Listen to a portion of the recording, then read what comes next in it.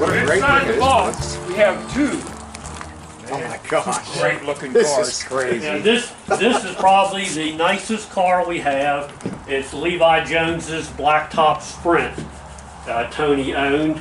He wrecked it really bad. I think at Salem, the perch for the radius rod broke on the front axle, and he hit the wall and curled the front of the frame up 3.5 feet. Plus scissored the frame. We had to put the frame on a frame machine, took 8.5 tons of pull to pull it back straight. Wow. Replaced quite a bit on the front, but it's all the original body still. We fixed the original stuff that was really bad.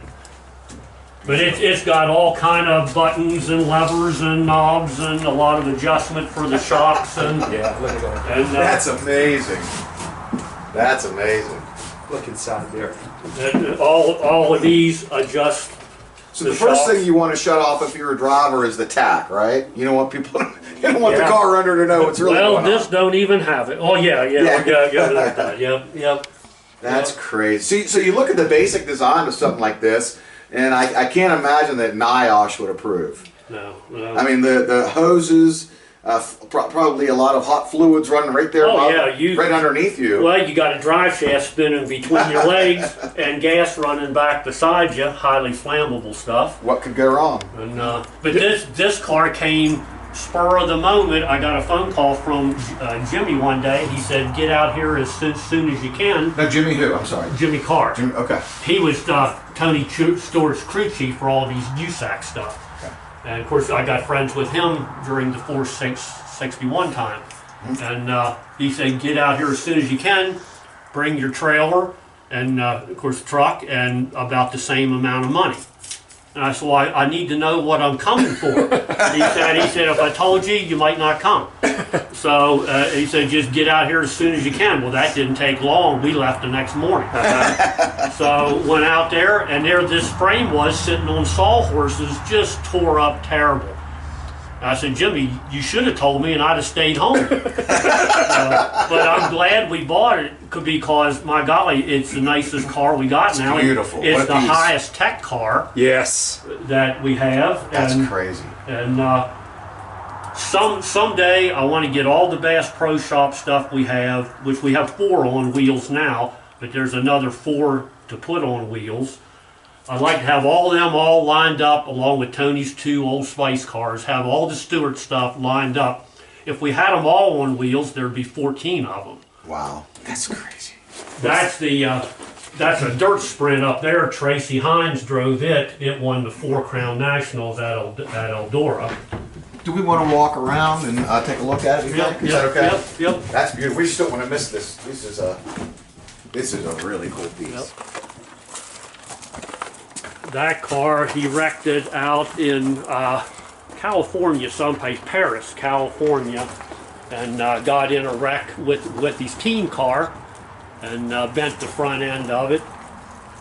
And I always wondered whether it was the 4 Crown Nationals winner, and I found a picture of Hines crawling out of the car, and you can see how the roll bar padding is wrapped on the roll bars. The back of it behind his head, it's a little bit different from one side to the other, and it matches that picture perfect. So that's the car you got right there. Yeah, and all the decals matched, everything. But even though the decals matched, I needed more than that. But when I seen that little difference in the roll bar padding wrapped, you couldn't make 2 like that the same if you had to. So you got a 4 Crown National car sitting right here. Yeah. Amazing. Yep. And we take these 2 to a lot of shows. People can see what a blacktop Sprint looks like compared to a dirt Sprint. We take the blacktop Sprint and that blacktop midget to a lot of shows. Amazing. This is upstairs. We live in a third of it, and the toy room's 2/3. But this is part of the house too. Yes. God bless your wife. So tell us a little bit about slot car racing first, Bob. That's probably, you go back a long time on that. Yeah, of course, everybody knows slot cars were big 66 to about 69. And that's when I first ran. I was 10 years old, ran on this exact track. And back in the late 70s, I found it in the attic of the skating rink in town. Well, bought it for a little bit of nothing, and that's what got me into the business. We've been doing it 42 years. And I have a track in town that's up that the public can run on. It's about twice this size. I had a track once that was as long as this whole house. Wow. But the real big tracks don't pay to have because they take up too much room for the dollar they bring back. Slot car racing, tell it where for some of the younger fans watching here. Tell us a little bit about, you know, it's not as popular right now. What's the story on slot car racing right now? Back in the 60s, just about 64 really is when it really started. I think it's actually bigger overseas than it was here. And South America slot racing was huge for years, might even still be. And this is one of the few original tracks left with the original paint, original braid, because they were abused pretty good. And every time you moved them to another location, you damaged something, messed something up. We went through probably 5, 6 tracks over the years, but this is the first one. And being I ran on it, my father, you rented the place when I was 10 years old and had my birthday party there. Mm-hmm. So the track means a lot to us. Okay. Okay, that's great. Still a big collection of slot cars, though. That's still popular, isn't it? Like there's one that's painted like our car from '83, and you know they have the frames, a little electric motor, juice gets picked up right there. The cars we run now are model car bodies, NASCAR, and we just stretch the frames to whatever the wheelbase of the cars is. We have a website if anybody wants to see Grand Prix Model Raceway. What is that? What is the website? Grand Prix. I think it's actually Grand Prix Raceway, Ridgely, West Virginia. .com. Yep. I guess I don't handle it. So what's really cool about these is, you know, years ago when I was a kid, my favorite was the old AFX tracks. Yep. You get the little cars, Yep. you know, and you'd always have to take an eraser. A pencil eraser would clean these up really well. What do you use for the pickups there? Well, these are just braid, and they wear out fairly quick because you're dragging them across the track at 35 mile an hour. Sure. And it pays to put a little oil on them. Mm-hmm. But the guys can change the gear ratios, the tire size, and tweak them in various ways. Do a little cheating if you think you can get away with it. Yeah. And I don't get as many. We used to get 25, 30 guys on race night. Now we're averaging about 12. Wow. And but the guys are having a lot of fun. And it's mostly the older guys that did it years ago with us. I started in 1981. Just had a few of the old guys come back the other day that hadn't done it in 20-some years. Wow, that's really cool. Well, let's walk down this way and kind of. Pete, the first thing I noticed it's hard not to notice, is there is something everywhere. It's not just a.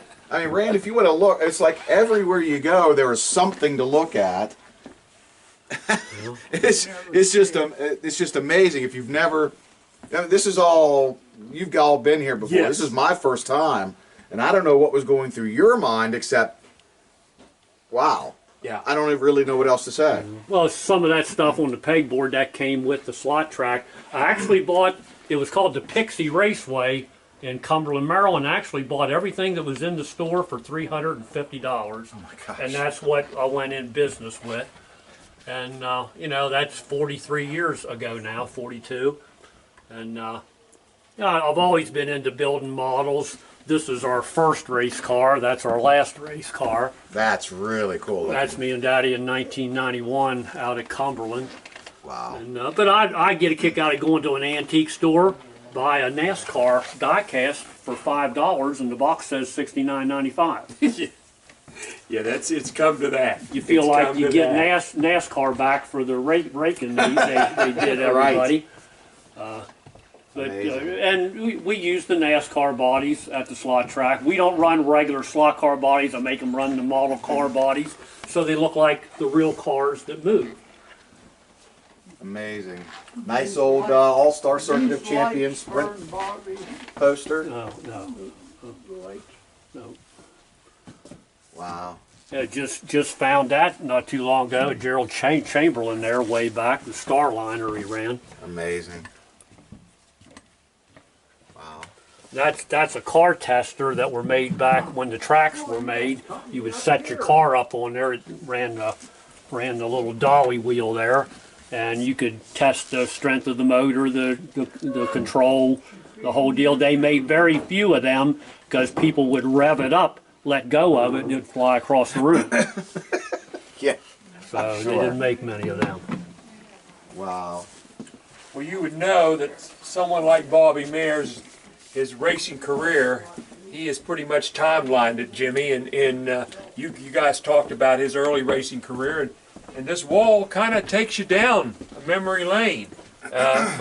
You could see the Bedford Speedway, the Hagerstown Speedway, just a little bit of everything here in the area. And Bobby, you've kept about everything, haven't you? We not one of them trophies paid a bill though. It just It might not have, but I tell you what, with me being from Morgantown, in my younger days, I didn't really get to see you race in person.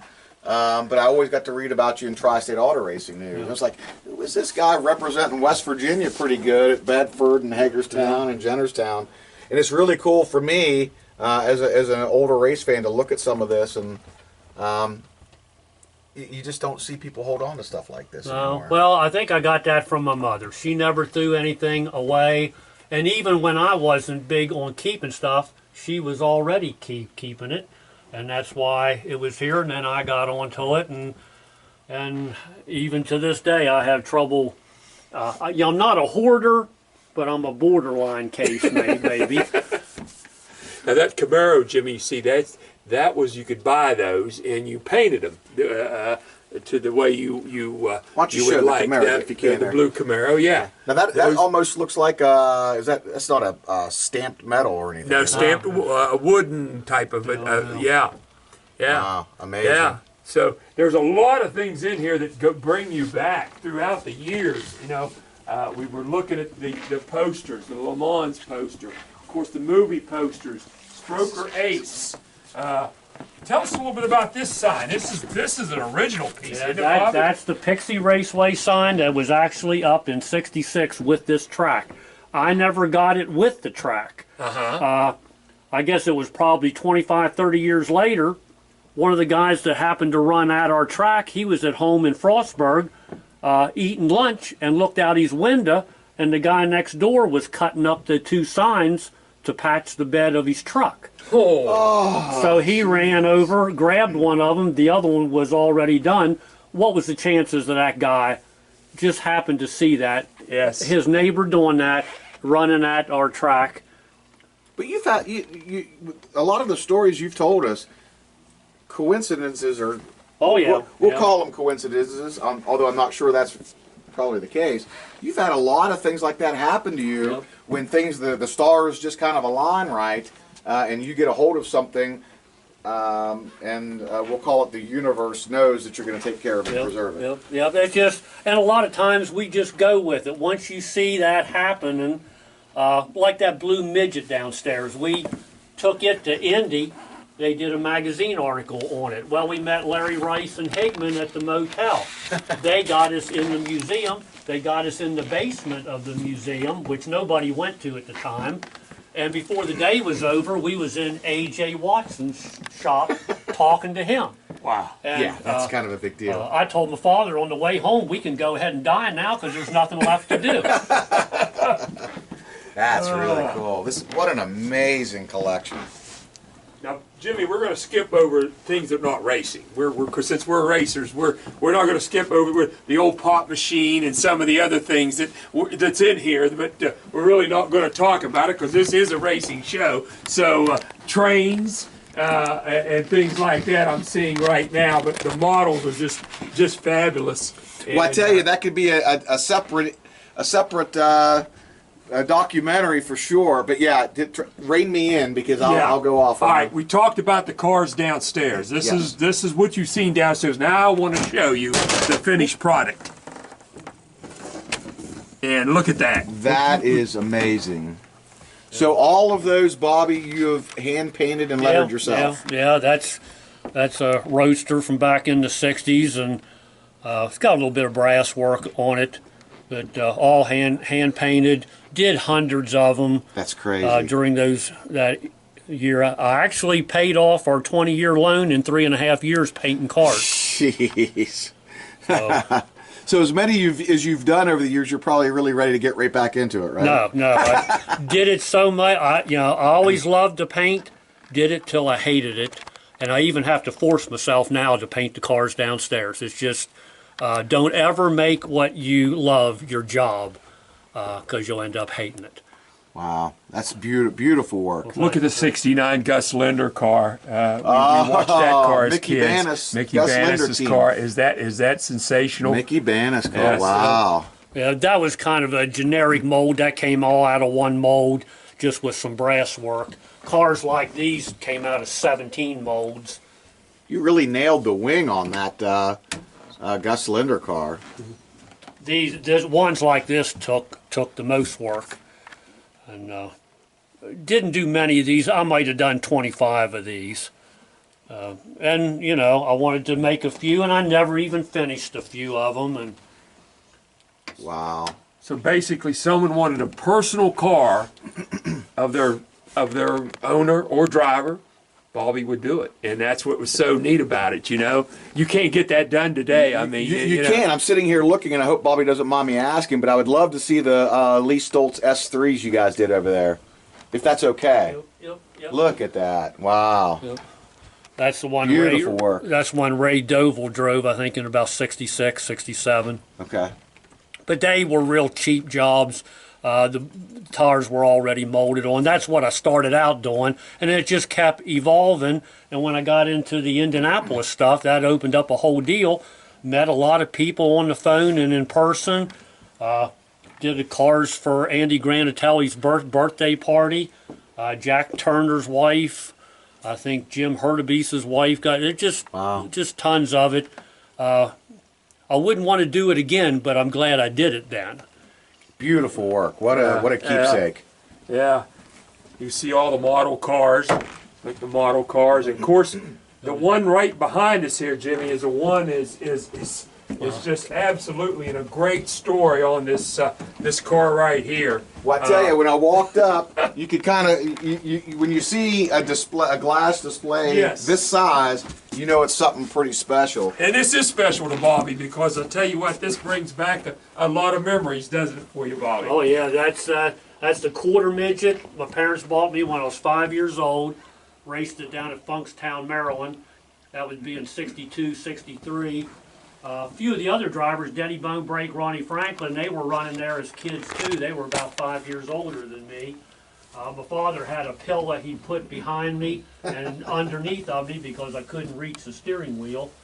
That's the original paint from 1960. I think we had the chrome redone in the mid-70s. And there's a real weird story with that. We were restoring the 461s downstairs, and Walter Dyer and his family came up in the crew to look at the cars, and he seen the quarter midget. He says, I know the people that had that before you. No. And here a guy named James Dotson, who we bought it from Hancock, his daughter Jeannie drove it. And she had a sled riding accident and couldn't drive the car anymore. And she's probably 5 years older than me too. And I said, well, are they still around? And he said, yeah. He said, I'll arrange for them to come up to see it. Well, they this is like 46 years later. Wow. And they hadn't seen it in 46 years. And they thought they were going to see what was left of it in a shed or something. And they come walking in, and they were about half crying over the deal. And here Jeannie, she was 59 years old then, and she was dying with cancer. And I'm trying to think of what, I think she died about a month later. She wrote me a letter thanking us for keeping it nice. Yeah. So she passed right shortly after seeing this. Wow. Yep. And I think that's one of those another coincidences we keep talking about. Yeah. It's probably not a coincidence. Yeah, if Walter would have been a month later coming up, the whole thing wouldn't have happened. Amazing. Over 60 some years old that car is, isn't it? No, man. Now, how many years did you run these things? Was it a short Ran that career? in 62, 63. They built a VFW on top of the track. Okay. So they closed that. So then that go-kart downstairs, my father would take this and the go-kart, we'd go out to the city dump, and he'd set up tires and we'd run for hours. There was an abandoned road. We used to run out. I made hundreds of laps on that. My mother would fix a lunch. He'd take a bunch of gas cans, and we'd spend hours running all around. Amazing. Wow. You know, until I couldn't fit in the thing anymore. Then we took the nose off of it and made the steering wheel higher, and that only bought me about a year.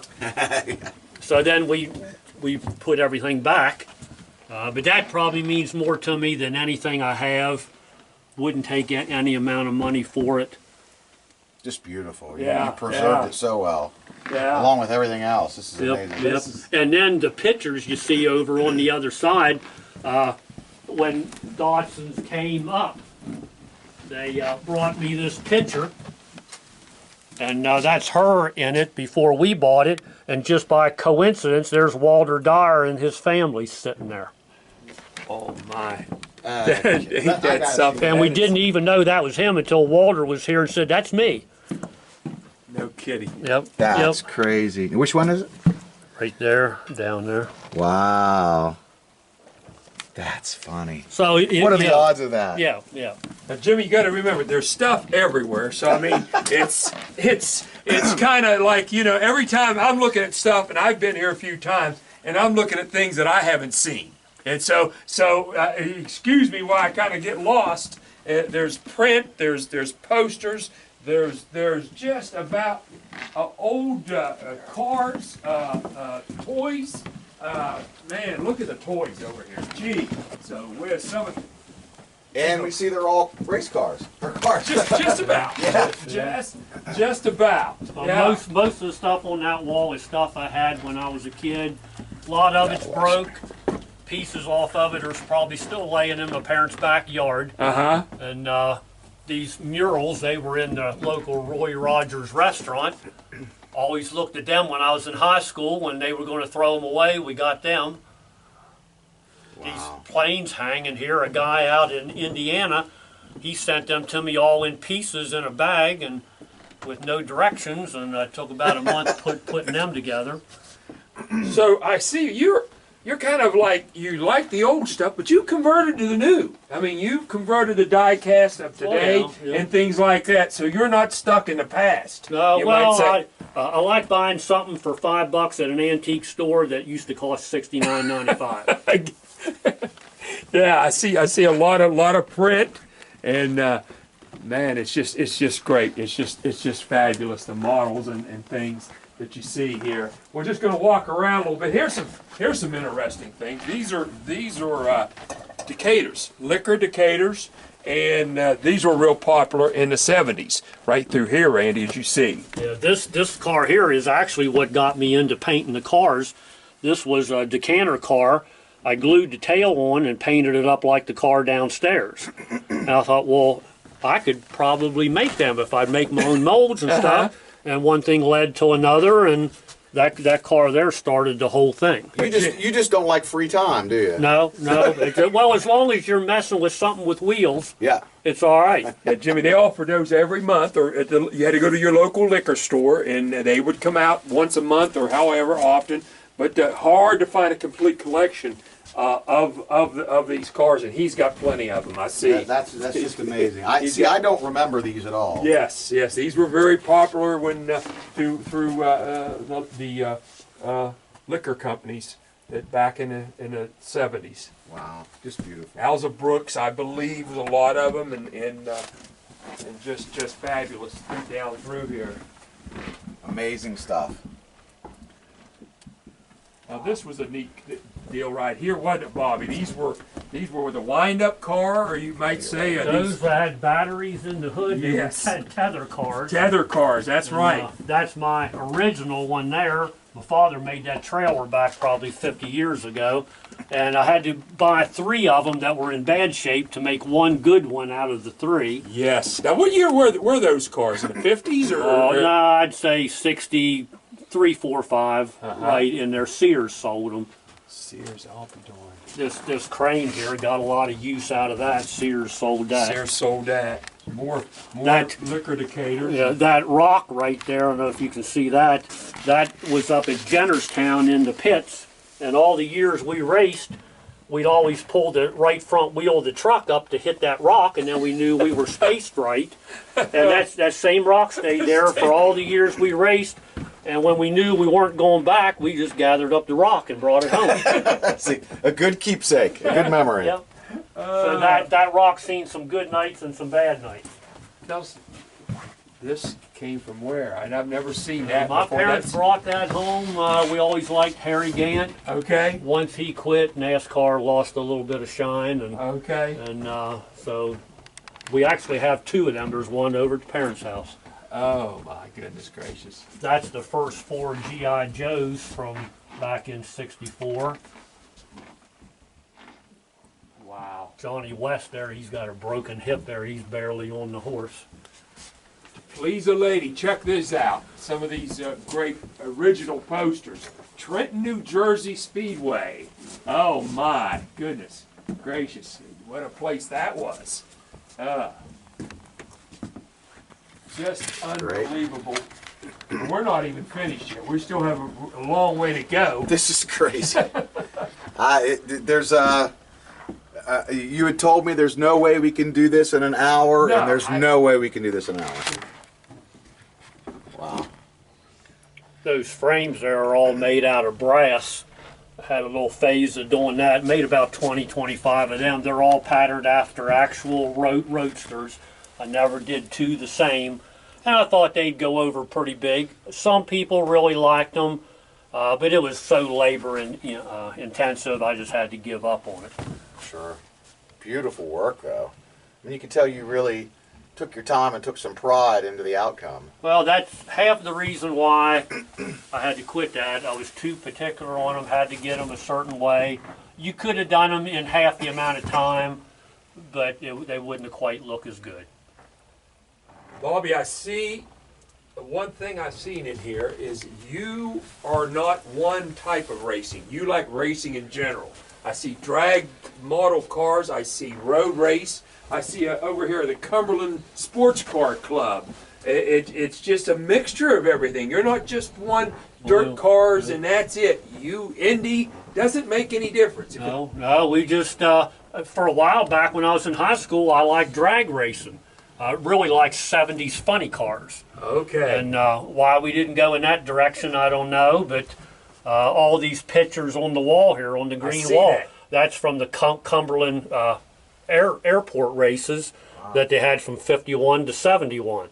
And for people that don't know, that was a big deal. Oh yes, it was brought in some of the best in the world. Yeah, Penske, Briggs Cunningham, all of them were right out here. Cumberland has had some fantastic racing history that they let slip away. Yes. Too bad. Yes, and the programs were great. And I see something over here that's really neat. We gotta show that. I love this banner, this original banner, and it has to be 50, 60 years old over here. Is really great. That's how the Cumberland Sports Car Club. Right here, this is absolutely a Paddock Pass, S.O. Paddock, 1967. I hope we can show that well, but yeah, for people that don't know that this area was a hotbed, that race was just something special. A guy right up the road from us found that in his barn. Oh man! Jeez. And brought that down. Wow! Amazing. Amazing! Jimmy, what do you think? I mean, I don't even know where to begin, to be honest. There is so much stuff here. I'd like to get this on there too. It's just absolutely. You could spend days in here just looking over everything it's underneath chairs. Well, and it's not, like you said earlier, this isn't just racing stuff, although that's the reason why we're here. Exactly. I mean, there's, I remember those from the 70s, those Halloween masks up on the ceiling. I remember those from the 70s. This is kind of like a trip down memory lane. Well, the two slot tracks that are right here, the little home sets, that's the same two that Sears sold in their Christmas catalog in 1967. Wow. And for everyone listening out there, I want to tell people, you know, Randy, that Bobby is not a seller. He is a buyer. So you know, once you watch this, and if you have anything to sell, that's the guy to call. If you're looking to buy something, a little tough, huh, Bobby? They're wasting their time calling here. Money is no good here. Is not any good here. You know? I get attached to the stuff, and it's like a black hole. Things go in, nothing comes out. So you know, so you're watching this, you think, man, I've got to have that. There's no use. It's not going to happen. He does not take Visa, MasterCard. He does not take checks. He does not take cold hard and cash. And he doesn't like to know his location. Yeah, exactly. So we feel, or I'll speak for myself, I feel very privileged, Bobby, for you to take your time and show the love that you've given back into the sport. This is amazing, and I appreciate it very much. No problem. Glad to have you here. It just kind of happened natural. We grew up around cars, and the history my father had with the S3 and Lee Stoltz and Bill Nally, watching them race. I just wanted to be like those people someday, and then got to race with some of them. Yeah. And I have no regrets. I'd have done some things different, but I still have no regrets. Bobby, what is it? Is it a museum? Is it a man cave? Is it a, you know, if you had to tell somebody about it, how would you tell somebody to describe it? It's just a ridiculous amount of stuff in too small of a space. is really what it is. And I didn't mean for it to, I'd like to have a museum. We would need a lot bigger building. There's still more stuff at my father's house. There's 8 more cars there. The bigger slot tracks over in Ridgely. The building up on the hill, full of stuff. Some of the real bad stuff. My high school car, my honeymoon car, about 8 or 10 tore up sprint cars. Another car like that green Hornet car downstairs. And just what's up there tore up. Tony Stewart stuff. You know, shot stuff would be a collection, you know, in itself. Stuff we don't even have room for, and it's just I don't know what else I can do. If this would be 20 years ago, I would invest in a bigger building. But now you play the hand you're dealt and just ride it out and try not to get too much more. Well, Bobby, Jimmy, been a real pleasure here on this cold afternoon, but it really warmed me up. And thank you for coming, and thanks to Randy and Bobby. Thank you for this great afternoon. No problem. I've been looking forward to it for a long time since I knew you were coming, and glad you found me when you got here. Thank you. Another episode of Raw Dirt, and thanks to everybody. We'll see you next time. Thanks, guys.